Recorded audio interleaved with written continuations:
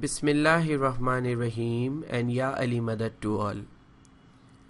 Before we discuss today's topic, let's recap what we covered in the previous lesson. We discussed the unique challenges Ismailis face within Muslim societies, especially when questions arise about the truthfulness of Ismailism in the context of Shariat. We also discussed that after the 1976 International Shariat Conference in Karachi, which was a significant event presided over by Maulana Hazir Imam Salawatullahi Alayhi, at which 172 scholars from 48 countries discussed the life and teachings of Prophet Muhammad, peace be upon him, and his progeny, some Muslims began to question the truthfulness of Ismailism, raising doubts that were challenging for Ismailis to address. To address the growing doubts, Allama Nasiruddin Nasir Hunzai Sahib wrote a book titled Answers to 8 Questions. This book was specifically aimed at answering common questions posed by Sunni Muslims about truthfulness of Ismailism. In the preface of the book, Allama Nasiruddin Nasir Hunzai Sahib writes that people generally ask whatever comes to their mind. Instead, they should ask only one fundamental question: what proof is there of the Imam being the real truth? So by addressing this fundamental question, all other questions can be dispelled, and there will be no further need to ask any doubtful question. Allama Nasiruddin Nasir Hunzai Sahib also emphasizes that the source of satisfaction in Ismailism lies in Deen Shinasi, recognition of religion, and Imam Shinasi, recognition of the Imam. He explains that a deep understanding of these two principles, combined with knowledge and ma'rifat, gnosis, illuminates our faith and dispels doubts. Our today's lesson is built on this understanding as we explore a question: why do women sometimes lead prayers in Jamat Khana when this is not found in Shariat?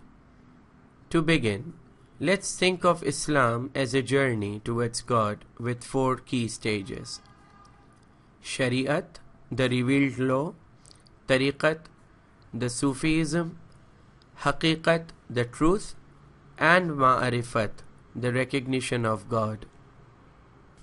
Each stage represents different levels, like advancing grades in school, and each level has its practices that match a particular level of understanding. Allama Nasiruddin Nasir Hunzai Sahib gave the example of many people walking on this straight path, where every individual is at a different level and stage. So the travelers on the path of Islam are at different stages of this path. At the level of Shariat, the Islamic practices centers on the exoteric aspects of the religion, which have their esoteric meaning in them. At this level, the Prophet Muhammad, peace be upon him, is in the position of man, where the individuals of the community are in the position of women, representing receptivity to divine guidance. In this structure, women are not allowed to lead prayers at this level. Progressing from the level of Shariat comes the stage of Tariqat, where we witness thousands of rites and ceremonies which are not found in Shariat. As one progresses to Haqiqat, the stage of more profound truth,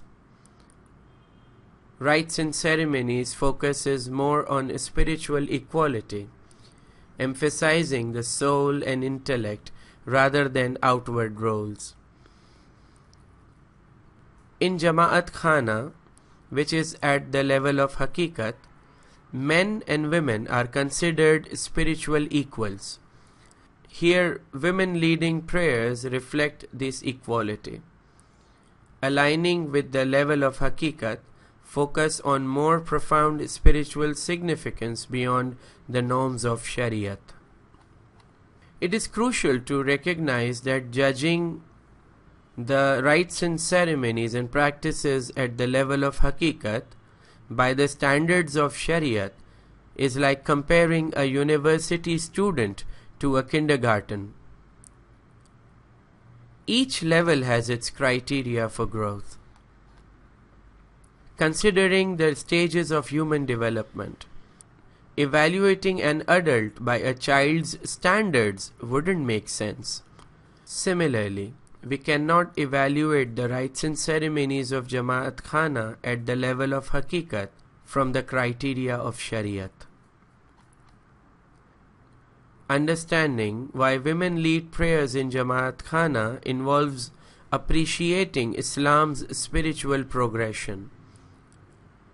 At the level of Haqiqat, men and women are viewed as equals in their duties to God, which allows for practices differing from Shariat.